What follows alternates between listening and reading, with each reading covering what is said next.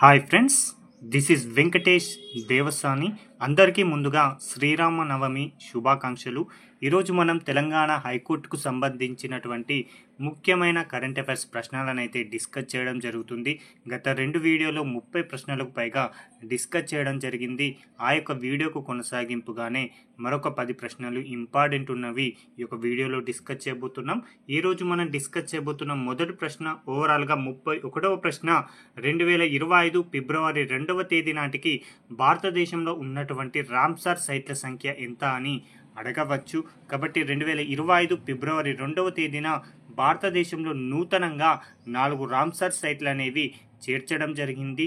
తత్ఫలితంగా భారతదేశంలో ప్రస్తుతం ఉన్నటువంటి రామ్సార్ సైట్ల సంఖ్య 85 నుంచి ఈ యొక్క 4 చేరికతోటి 89కి చేరడం జరిగింది. కాబట్టి చాలా ఇంపార్టెంట్గా గుర్తుంచుకోండి. అయితే నూతనంగా చేరినటువంటి 4 రామ్సార్ సైట్లలో 2 తమిళనాడు రాష్ట్రానికి, 1 సిక్కిం రాష్ట్రానికి, మరొకటి జార్ఖండ్ రాష్ట్రానికి సంబంధించినవని గుర్తుంచుకోండి.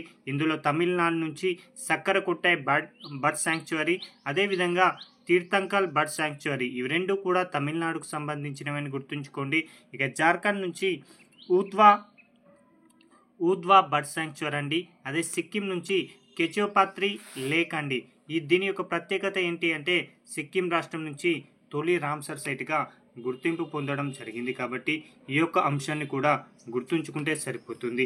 ప్రస్తుతం మన దేశంలో అత్యధికంగా రామ్సార్ సైట్లు కలిగినటువంటి రాష్ట్రంగా తమిళనాడు, 2వ స్థానంలో ఉత్తరప్రదేశ్ అనేది ఉండడం జరిగింది. మొత్తంగా తమిళనాడులో 20 రామ్సార్ సైట్లు అయితే ఉన్నాయని గుర్తుంచుకుంటే సరిపోతుంది. ఇక ప్రపంచంలో అత్యధిక రామ్సార్ సైట్లు ఉన్నటువంటివి దేశాలు కనుక పరిశీలిస్తే బ్రిటన్, మెక్సికో, ఇండియా అండి. రామ్సార్ సైట్లు అత్యధికంగా కలిగి ఉన్నటువంటి దేశాల జాబితాలో భారత్ ప్రస్తుతం 3వ స్థానంలో ఉండగా మొదటి స్థానంలో బ్రిటన్, 2వ స్థానంలో మెక్సికో ఉండడం జరిగింది. ఇక మరొక ప్రశ్న అండి, ఐసీసీ అండర్-19 మహిళల T20 ప్రపంచ కప్ విజేతగా నిలిచినటువంటి జట్టు ఏది అని అడుగుతున్నారండి. అయితే దానికంటే ముందు అది ఎప్పుడు నిర్వహించారు అంటే ఈ యొక్క ప్రపంచ కప్ని 2025 జనవరి 18 నుంచి ఫిబ్రవరి 2 తేదీ మధ్యలో ఈ యొక్క పోటీలు అయితే నిర్వహించారు. ఫైనల్ మ్యాచ్ ఫిబ్రవరి 2వ తేదీన భారత్ మరియు దక్షిణాఫ్రికా మధ్య నిర్వహించడం జరిగింది. అయితే ఈ యొక్క పోటీలకు ఆతిథ్యం ఇచ్చినటువంటి దేశం ఏది అంటే మలేషియాను గుర్తుంచుకోండి. అయితే ఫైనల్లో భారత్ దక్షిణాఫ్రికాను ఓడించి విజేతగా నిలవడం జరిగింది. అలా భారత్ను విజేతగా నిలిచినటువంటి జట్టుకి కెప్టెన్గా వ్యవహరించింది నీకీ ప్రసాద్ అని గుర్తుంచుకుంటే సరిపోతుందండి. అయితే ఫైనల్ మ్యాచ్లో అద్భుతమైనటువంటి ప్రదర్శన చేసి భారత్ను విశ్వ విజేతగా నిలపడంలో క్రియాశీలక పాత్ర పోషించినటువంటి భారత క్రీడాకారిణి, ముఖ్యంగా తెలంగాణ రాష్ట్రానికి సంబంధించి భద్రాచలానికి సంబంధించినటువంటి గొంగడి త్రిష గారు ఉండడం జరిగిందండి. ఈమె ఫైనల్ మ్యాచ్లో 3 వికెట్లు తీయడం జరిగింది. అదేవిధంగా 44 రన్నుల పరుగులను కూడా సాధించి భారత్ను విశ్వ విజేతగా నిలపడంలో క్రియాశీలక పాత్ర పోషించింది. అదేవిధంగా ఓవరాల్గా ఈ సిరీస్లో కూడా అద్భుతమైన ప్రదర్శన చేసినటువంటి గొంగడి త్రిషకే ప్లేయర్ ఆఫ్ ది సిరీస్ అనేటువంటి అవార్డు కూడా ఇవ్వడం జరిగింది. తదుపరి యొక్క ప్రపంచ కప్ 2027లో బంగ్లాదేశ్ మరియు నేపాల్ సంయుక్తంగా నిర్వహించబోతున్నాయి. కాబట్టి ఈ యొక్క అంశాన్ని కూడా గుర్తుంచుకుంటే సరిపోతుంది. ఇక 33వ ప్రశ్న అండి, ఇటీవల బిమ్స్టెక్ యూత్ సమ్మిట్ 2025కి ఆతిథ్యం ఇచ్చిన దేశం ఏది అని అడగవచ్చండి. బిమ్స్టెక్ యువజన సదస్సును ఇటీవల కాలంలో అంటే 2025 ఫిబ్రవరి 7 నుంచి 11 వరకు మొట్టమొదటి ఎడిషన్ను నిర్వహించడం జరిగింది. అలా తొలి ఎడిషన్కి భారత్ ఆతిథ్యం ఇవ్వడం జరిగింది. భారత్లో ఉన్నటువంటి గుజరాత్ రాష్ట్రంలో ఉన్నటువంటి గాంధీనగర్ ఈ యొక్క బిమ్స్టెక్ యూత్ సమ్మిట్కి ఆతిథ్యం ఇవ్వడం జరిగింది. ఈ యొక్క యూత్ సమ్మిట్ను కేంద్ర క్రీడలు, యువజన వ్యవహారాలు అదేవిధంగా విదేశాంగ శాఖ నిర్వహించడం జరిగిందని గుర్తుంచుకుంటే సరిపోతుందండి. ఈ బిమ్స్టెక్లో ఉన్నటువంటి 7 దేశాల నుంచి 70 మందికి పైగా ప్రతినిధులు అయితే ఇందులో పాల్గొనడం జరిగింది అని గుర్తుంచుకుంటే సరిపోతుందండి. కాబట్టి బిమ్స్టెక్లో ఉన్నటువంటి దేశాల సంఖ్య 7 అండి. ఆ 7 దేశాలు Bangladesh, India, Myanmar, Sri Lanka, Thailand, Nepal, Bhutan అండి. ఈ యొక్క 7 దేశాలతో కూడినటువంటి సంస్థనే బిమ్స్టెక్ అని గుర్తుంచుకోండి. అలాంటి తొలి ఎడిషన్ బిమ్స్టెక్కి గాంధీనగర్ ఆతిథ్యం ఇచ్చింది అని గుర్తుంచుకుంటే సరిపోతుంది. ఇక 34వ ప్రశ్న అండి, వరల్డ్ ఎకనామిక్ ఫోరం 2025కి ఆతిథ్యం ఇచ్చిన దేశం ఏది అండి అని అడుగుతాడు. కాబట్టి ప్రపంచ ఆర్థిక వేదిక సదస్సు 2025 ఎక్కడ నిర్వహించారు అంటే స్విట్జర్లాండ్లో ఉన్నటువంటి దావోస్ అండి. ప్రతి సంవత్సరం కూడా ఇక్కడే ఈ యొక్క పోటీలనైతే ఈ సమ్మిట్ని అయితే నిర్వహించడం జరుగుతుంది. అలా 2025 సంవత్సరంలో జనవరి 20 నుంచి 24వ తేదీ మధ్యలో ఈ యొక్క వరల్డ్ ఎకనామిక్ ఫోరం సదస్సు నిర్వహించడం జరిగింది. అలా ఎన్నవ ఎడిషన్ను ఇటీవల నిర్వహించారు అంటే మాత్రం 55వ ఎడిషన్ అని గుర్తుంచుకుంటే సరిపోతుందండి. ఈ యొక్క ఫోరానికి ఈ యొక్క సదస్సుకి 3 ముఖ్యమంత్రులు అనేవారు హాజరు కావడం జరిగింది. ఆంధ్రప్రదేశ్ ముఖ్యమంత్రి చంద్రబాబు నాయుడు, తెలంగాణ ముఖ్యమంత్రి రేవంత్ రెడ్డి, మహారాష్ట్ర సీఎం దేవేంద్ర ఫడ్నవీస్ గారు హాజరు కావడం జరిగింది. అదేవిధంగా భారత ప్రభుత్వం అధికార బృందం నుంచి 5 కేంద్ర మంత్రులు కూడా హాజరయ్యారు. 3 సీఎంల గురించి మనం డిస్కస్ చేసాం. ఆ కేంద్ర మంత్రుల్లో అశ్విని వైష్ణవ్, సిఆర్ పాటిల్ గారు, చిరాగ్ పాస్వాన్, రామ్మోహన్ నాయుడు, జయంత్ చౌదరి వాళ్ళు హాజరు కావడం జరిగింది. కాబట్టి ఆ యొక్క అంశాన్ని కూడా గుర్తుంచుకోండి. ఇక 35వ ప్రశ్న అండి, యంగ్ ఇండియా పోలీస్ స్కూల్ను ఇటీవల ఎక్కడ ప్రారంభించారని అడుగుతున్నారండి. 2025 మార్చి 31వ తేదీన ఈ యొక్క యంగ్ ఇండియా పోలీస్ స్కూల్ను అయితే ప్రారంభించారు. అది ఎక్కడ నిర్మించారు అంటే మాత్రం రంగారెడ్డి జిల్లా మంచిరేవులో ఈ యొక్క యంగ్ ఇండియా పోలీస్ స్కూల్ను అయితే నిర్మించడం జరిగింది. ఇందులో 1 నుంచి 5వ తరగతిలో ప్రవేశాలను దరఖాస్తులు అయితే తీసుకోవడం జరిగింది. కాబట్టి ఇందులో 1 నుంచి 5వ తరగతి వరకు అయితే ప్రస్తుతం తరగతులనైతే అందించడం జరుగుతుంది.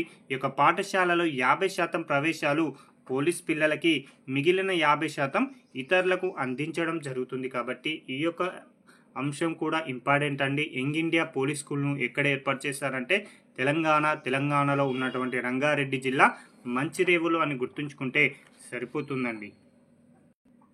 ఇక 36వ ప్రశ్న, ఇటీవల తెలంగాణ రాష్ట్రం నుంచి ఉత్తమ ఉద్యాన రైతు పురస్కారాన్ని జాతీయ స్థాయిలో అందుకున్నటువంటి రైతు ఎవరు అని అడుగుతున్నారండి.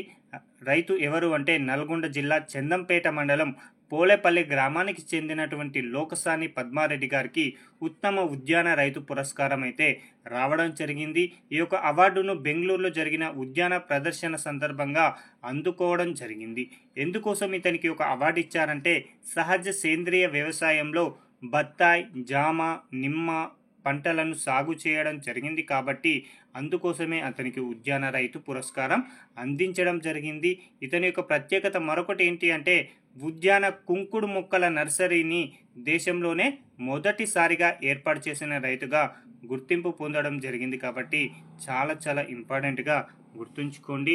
ఈ 37వ ప్రశ్న అండి, ఇటీవల ఎన్ఎండిసి బోర్డు నూతన డైరెక్టర్గా ఎవరు నియమితులయ్యారని అడుగుతున్నారండి. అసలు ఎన్ఎండిసి అంటే ఏందో మనకు తెలిసి ఉండాలండి. National mineral development corporation. అలాంటి నేషనల్ మినరల్ డెవలప్మెంట్ కార్పొరేషన్కి నూతన డైరెక్టర్గా ప్రియదర్శిని గడ్డం ఉండడం జరిగింది. ఈ యొక్క ఎన్ఎండిసి ప్రస్తుతం ఎక్కడ ఉంది అంటే తెలంగాణ రాష్ట్రంలో ఉన్నటువంటి హైదరాబాద్లో ఎన్ఎండిసి అనేది ఉండడం జరిగింది. ఇక మరొక అంశం అండి, 38వ ప్రశ్న, 2025లో నిర్వహించినటువంటి రంజీ ట్రోఫీ విజేతగా నిలిచినటువంటి రాష్ట్రం లేదా జట్టు ఏది అని అడుగుతాడు. కాబట్టి చాలా ఇంపార్టెంట్ అండి. 2025వ సంవత్సరం ఫిబ్రవరి 26 నుంచి మార్చి 2 వరకు ఈ యొక్క రంజీ పోటీలను అయితే నిర్వహించడం జరిగింది. ఫైనల్ మ్యాచ్ వచ్చేసి నాగపూర్లో ఉన్నటువంటి విదర్భ క్రికెట్ స్టేడియంలో ఈ యొక్క పోటీలను అయితే జరపడం జరిగిందండి. అయితే ఫైనల్ మ్యాచ్ వచ్చేసి విదర్భ మరియు కేరళ రాష్ట్రాల మధ్య ఈ యొక్క రంజీ ఫైనల్ నిర్వహించగా విజేతగా విదర్భ జట్టు నిలవడం జరిగింది. ఆ యొక్క విదర్భ జట్టుకు ప్రస్తుతం కెప్టెన్గా అక్షయ్ వాడ్కా గారు ఉండగా రన్నరప్ అయినటువంటి కేరళ జట్టుకు సచిన్ బేబీ ఉండడం జరిగింది. అయితే విదర్భ ఇది ఎన్నవసారి ఈ యొక్క టైటిల్ గెలవడం అంటే 3వసారి అండి. మొట్టమొదటిసారిగా 2017-18, రెండవసారి 18-19, మూడవసారి 24-25 అని గుర్తుంచుకుంటే సరిపోతుంది. అయితే కేరళ జట్టు తొలిసారిగా ఫైనల్ మ్యాచ్కు చేరుకోవడం జరిగింది. కాబట్టి ఈ యొక్క అంశాన్ని కూడా గుర్తుంచుకోండి. ఇక 39వ ప్రశ్న, భారతదేశంలో ప్రస్తుతం ఎన్ని నవరత్న హోదా పొందిన కంపెనీలు కలవని అడుగుతున్నారండి.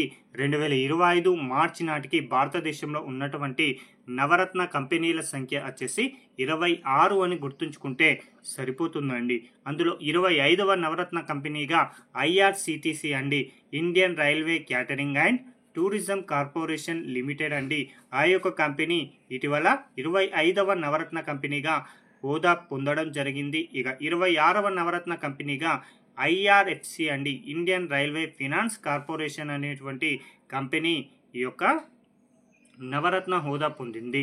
తత్ఫలితంగా భారతదేశంలో ప్రస్తుతం నవరత్న హోదా పొందిన కంపెనీల సంఖ్య ఎంత అని అడగవచ్చు. కాబట్టి 26 అని గుర్తుంచుకోండి. అది ఎప్పటి వరకు అంటే 2025 మార్చి నాటికి అని గుర్తుంచుకుంటే సరిపోతుంది.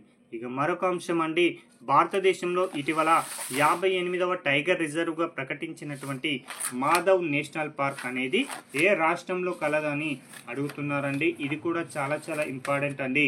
మాధవ్ జాతీయ ఉద్యానవనం అనేది ఇటీవల 58వ టైగర్ రిజర్వ్గా గుర్తింపు పొందడం జరిగింది.